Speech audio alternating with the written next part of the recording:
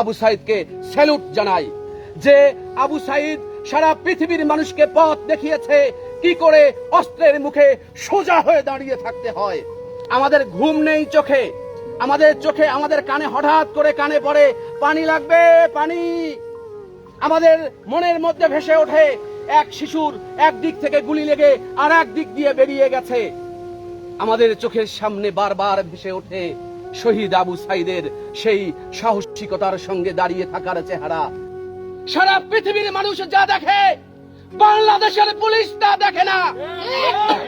বাংলাদেশের অনেক প্রবীণ রাজনীতিক যারা চোখে দেখে না। আমরা কোথায় যাব? আমরা কার কাছে যাব? আমরা কার কাছে বিচার প্রত্যাশা করব?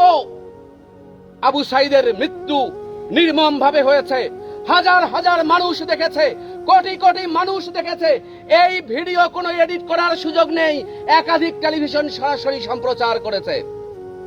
এই সমস্ত কলা কৌশল, এই সমস্ত কুটচাল সবকিছু থেকে বাংলাদেশের পুলিশকে অনুরোধ করি, আপনাদের বাচ্চা আছে, আপনাদের আত্মীয় স্বজন আছে, আপনাদের নিকটজন আছে, এই দেশ আপনাদেরও দেশ। 1971 সালে মহান মুক্তিযুদ্ধে রাজারবাগে কত গোলাগুলি হয়েছে, কত পুলিশ জীবন দিয়েছে, আপনারা কি সেগুলো স্মরণ করেন না? আমরা আজকে যারা মহান মুক্তিযুদ্ধের কথা বলি, 30 লাখ মানুষের জীবন বিনিময়ে যে বাংলাদেশ হয়েছে, আমার কোনো নৈতিকতা বোধের দরকার নেই, কোনো ধর্মীয় চিন্তার দরকার নেই।